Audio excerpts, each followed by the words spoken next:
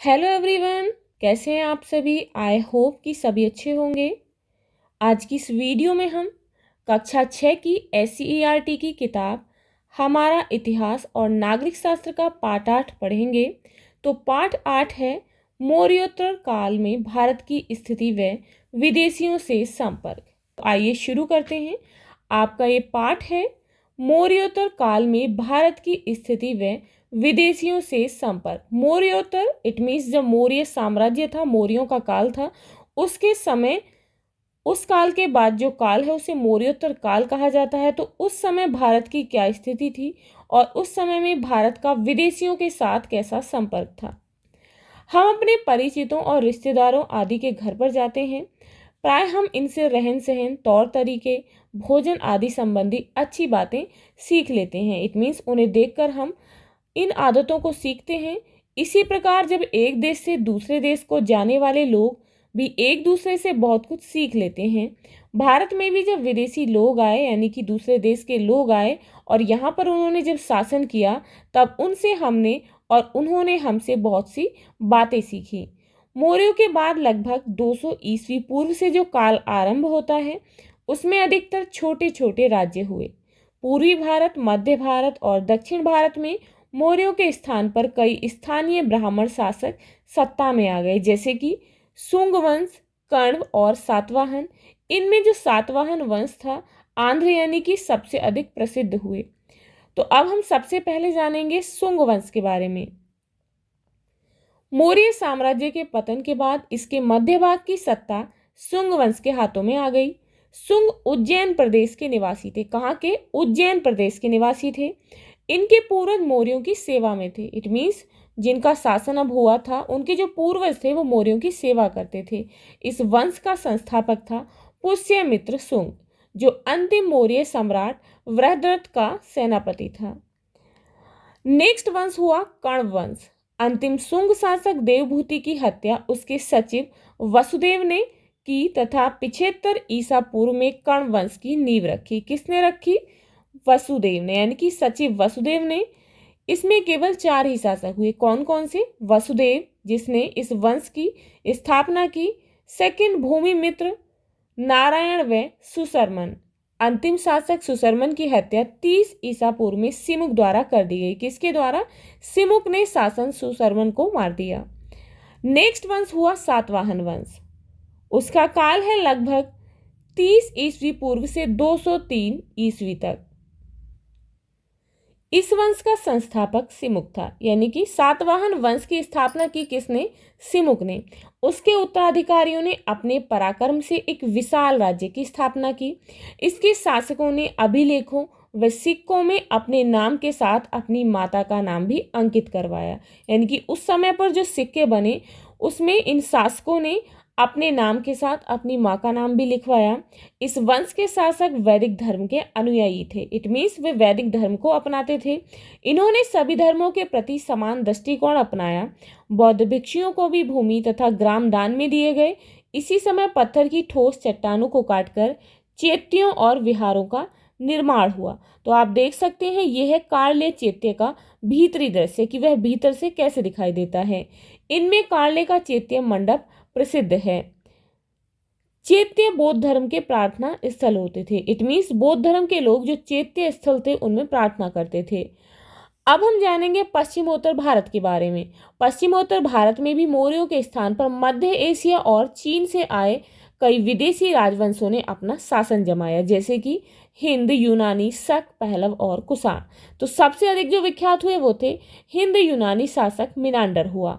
वह मिलिंद नाम से भी जाना जाता था। उसकी राजधानी पंजाब में साकल, जो कि अब क्या है? जो कि अब सियालकोट है। यूनानियों के बाद शक आए। सबसे पहले कौन आए? यूनानी आए, उसके बाद शक आए। शक शासकों में रुद्रादमन प्रथम सबसे अधिक विख्यात हुआ। शक के बाद पहलव यानी कि पार्थियाई ईरान से भारत आए। तो पहलव कहाँ से आए थे? ईरान से भारत आए। वे शकों की तरह भारतीय राजतंत्र और समाज के अभिन्न अंग बन गए। पहलवों के बाद कुषाण आए। कुषाण शासकों में कनिष्क प्रथम सबसे प्रसिद्ध विख्यात शासक हुआ। वह इतिहास में 2 कारणों से प्रसिद्ध हुआ। पहला, उसने 78 ईस्वी में एक संवत चलाया जो कि शक संवत कहलाया और भारत सरकार द्वारा प्रयोग में लाया जाता है। दूसरा, उसने बौद्ध धर्म को अपनाकर कश्मीर में चौथी बौद्ध संगीति को भी आयोजित करवाया था। अब हम जानेंगे उस समय के पारस्परिक आदान प्रदान के बारे में। तो सबसे पहले जानते हैं तकनीकी के बारे में। भारतीयों ने हिंद यूनानी व कुषाणों से सोना व चांदी को पिघलाकर सिक्के बनाने का नया तरीका सीखा। यह विधि पूर्व प्रचलित चांदी की चादर के कटे हुए टुकड़ों में लगे ठप्पों के सिक्कों से अधिक सुंदर व स्पष्ट थी। इन सिक्कों में राजाओं के चित्र व लिपि बहुत ही सुंदर व स्पष्ट थी। तो आप यहाँ चित्र में देख सकते हैं, ये है कुषाणों के काल में बने सोने के सिक्के और यहाँ पर यह है चांदी से बने हुए यूनानी सिक्का। इन सिक्कों से वर्तमान सिक्कों की तुलना करें और चर्चा करें कि वर्तमान सिक्कों से ये किस प्रकार और कितने भिन्न हैं। उस समय पहनावा कैसा था? शक व कुषाण पगड़ी, कुर्ती, पजामा, लंबे जूते और भारी लंबे कोट को प्रचलन में लाए। उस समय पर व्यापार मध्य एशिया व रोमन साम्राज्य से संपर्क होने से भारी मात्रा में सोना प्राप्त हुआ। कांच के बने बर्तन को बनाने की तकनीक में प्रगति हुई। इस काल में नगरीकरण चोटी पर पहुंच गया था। कनिष्क ने तक्षशिला पुरुषपुर नगर का सुंदरीकरण किया और कश्मीर में कनिष्कपुर नगर आधुनिक कांजीपुर श्रीनगर के पास बसाया। इट मीन्स जो कि फिलहाल प्रेजेंट में कांजीपुर है जो कि श्रीनगर के पास है। कुषाणों ने चीन से मध्य एशिया होते हुए रोमन साम्राज्य को जाने वाले प्रख्यात रेशम मार्ग पर नियंत्रण कर लिया था, जिससे भारतीय व्यापार के लिए नए अवसर मिले और भारतीय व्यापार में वृद्धि हुई। अब यहाँ पर है कि मानचित्र देखकर लिखिए, उन देशों के नाम लिखिए जिन देशों से होकर रेशम का व्यापार होता था। तो यहाँ पर आप मानचित्र में देख सकते हैं, ये यहाँ पर है सीरिया, इराक, ईरान, अफगानिस्तान। तो इन देशों से होकर रेशम का व्यापार होता था। विज्ञान और प्रौद्योगिकी। हिंद यूनानियों के संपर्क से खगोल एवं ज्योतिष शास्त्र में प्रगति हुई। सप्ताह के हर दिन को सूर्य, चंद्रमा एवं अन्य ग्रहों के नाम से पुकारते हैं, जैसे कि रवि, सोम, मंगल, शनि। यह हमने यूनानियों से सीखा। तो ये हमने किससे सीखा? यूनानियों से। यूनानी औषधि पद्धति के विषय में जानकारी हुई। कनिष्क के समय चरक नामक चिकित्सक हुए। इन्होंने चरक संहिता नाम की एक पुस्तक लिखी। तो क्वेश्चन पूछा जाता है कि चरक संहिता को किसने लिखा? तो किसने लिखा? चरक ने, जिसमें लगभग 600 से ज्यादा औषधियों के बारे में लिखा है। यह संहिता निर्देश देती है कि चिकित्सक को कभी भी अपने मरीजों से विश्वासघात नहीं करना चाहिए। इट मीन्स उन्हें कभी भी धोखा नहीं देना चाहिए। मूर्तिकला। उस समय पर मूर्तिकला कैसी थी? कुषाण काल की कला के दो प्रमुख केंद्र मथुरा एवं गांधार थे। माना जाता है कि बुद्ध की प्रतिमा की कल्पना एवं निर्माण सबसे पहले गांधार मूर्ति शैली के मूर्तिकारों द्वारा की गई। इन मूर्तियों में बुद्ध को आध्यात्मिक मुद्रा एवं लहराते बालों के साथ सर पर जटा या उभार को दिखाया गया है। इस शैली की मूर्तियों में सलेटी या नीले धूसर बलुआ पत्थर का प्रयोग किया जाता है। मथुरा मूर्ति शैली के मूर्तिकारों द्वारा निर्मित बुद्ध की पद्मासन में बैठी मूर्ति प्राप्त हुई है। सिर के पीछे प्रभामंडल है तथा चेहरे पर प्रसन्नता का भाव है। ये मूर्तियां लाल बलुआ पत्थर में बनाई गई हैं। राज्य व्यवस्था। उस समय पर राज्य व्यवस्था कैसी थी? राजा में देवत्व की भावना की प्रणाली शकों एवं कुषाणों से प्राप्त हुई। शाहानुशाही की अवधारणा कुषाणों की देन है। उन्होंने भारत से क्या सीखा? विदेश से आए आक्रमणकारियों ने इस देश की संस्कृति को आत्मसात कर लिया। इट मीन्स यहाँ की संस्कृति को अपना लिया। यहाँ के धर्म एवं संस्कृति से वे अत्यधिक प्रभावित हुए। भारत में विदेशी प्रभाव से एक मिलीजुली संस्कृति का विकास हुआ। चीन ने बौद्ध चित्रकला भारत से सीखी। तो क्वेश्चन पूछा जाता है कि बौद्ध चित्रकला को चीन ने कहाँ से सीखा? तो उन्होंने कहाँ से सीखा? भारत से सीखा।